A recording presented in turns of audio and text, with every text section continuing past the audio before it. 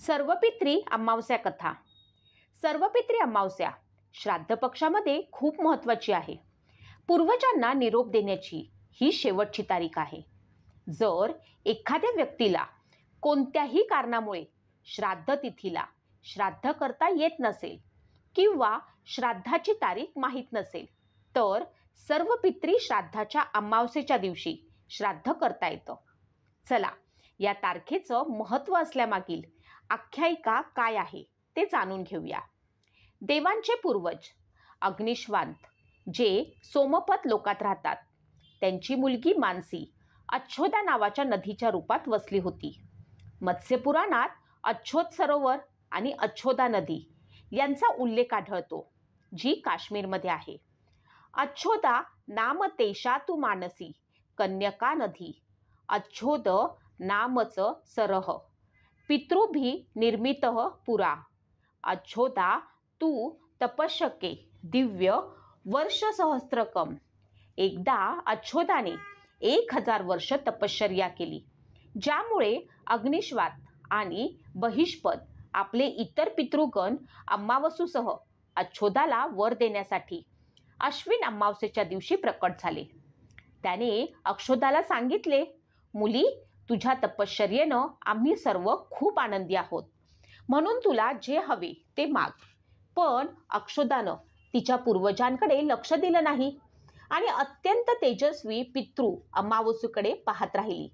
पूर्वजांकडून वारंवार आग्रह केल्यावर ती म्हणाली, प्रभू, मला खरोखर वरदान द्यायचे आहे का? यावर तेजस्वी पितृ अमावसू म्हणाले, हे अक्षदो, वरदान वर तुझा परिपूर्ण हक्क आहे, म्हणून संकोच न करता सांग. अक्षोदा म्हणाली, प्रभू, जर तुम्हाला मला वरदान द्यायचे असेल तर मला तत्क्षण तुमच्यासोबत रमण करून आनंद घ्यायचा आहे. अक्षोदाचे हे वचन ऐकून सर्व पितृ संतप्त झाले. त्यांनी अक्षोदाला शाप दिला, तू पितृलोकातून पडून पृथ्वीवर जाशील. पूर्वजांनी अशा प्रकारे शाप दिल्यावर अक्षोदा पूर्वजांच्या पाया पडली आणि रडू लागली. पितृंना तिची दया आली. ते म्हणाले, अक्षोदा, तू पतित योनीत शापित झाल्यामुळे मत्स्यकन्या म्हणून जन्म घेशील. पितरांनी पुढे सांगितले, भगवान ब्रह्माचे वंशज महर्षी पराशर तुझा पती म्हणून मिळतील. भगवान व्यास तुझ्या गर्भातून जन्माला येतील. त्यानंतरही इतर दैवी वंशांमध्ये जन्म घेऊन तू शापातून मुक्त होशील आणि पुन्हा पितृलोकाकडे परत येशील. पूर्वजांनी असे म्हटल्यावरती अक्षोदा शांत झाली. सर्व पितरांनी अमावसूच्या ब्रह्मचर्य आणि संयमाचे कौतुक केले आणि वरदान दिले की ही अमावस्येची तारीख अमावसू म्हणून ओळखली जाईल.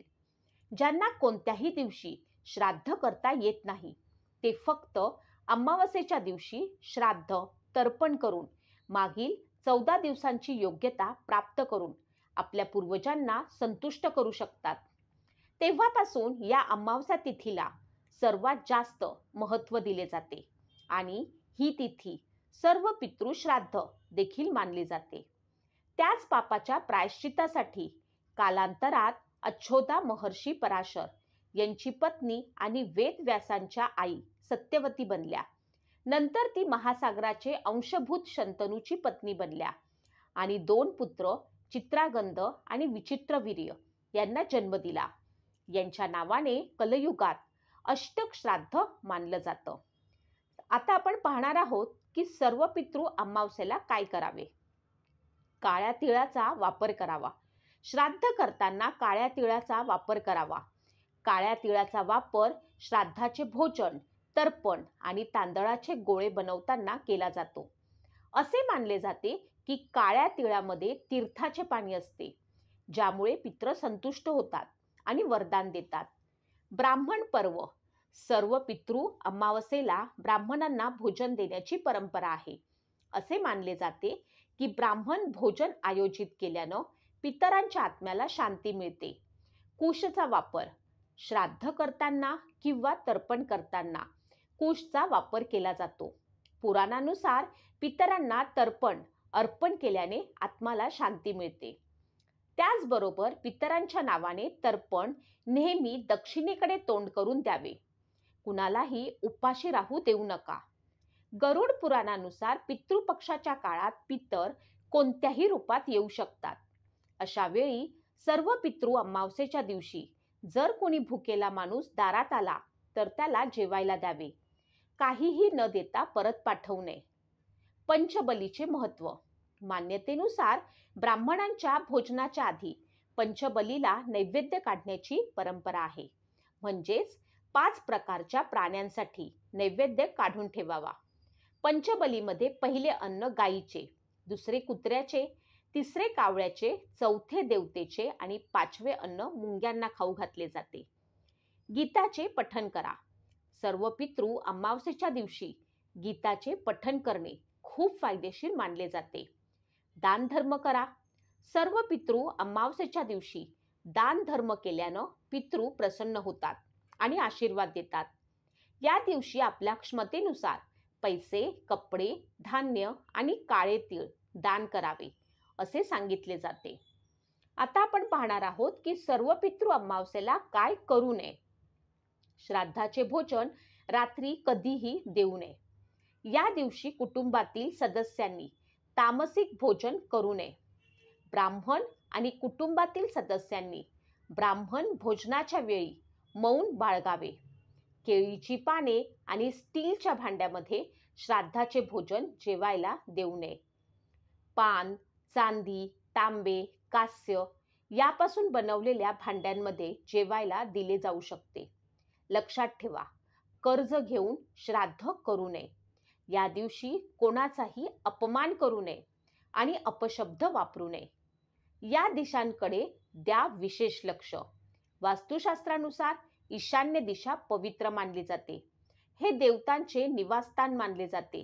या काळात पितरांची पूजा आणि स्मरण करावे आणि घरामध्ये सकारात्मकता टिकवून ठेवण्यासाठी या दिशेने दिवा लावावा. यामुळे घरात सुख समृद्धी राहते, घरात पैसा येतो आणि आर्थिक परिस्थिती मजबूत होते. लक्ष्मी मातेसमोर लावावा तुपाचा दिवा. सर्व पितरी अमावस्येचा अर्थ म्हणजे पितरांचे स्मरण करणे आणि त्यांना श्रद्धांजली अर्पण करणे.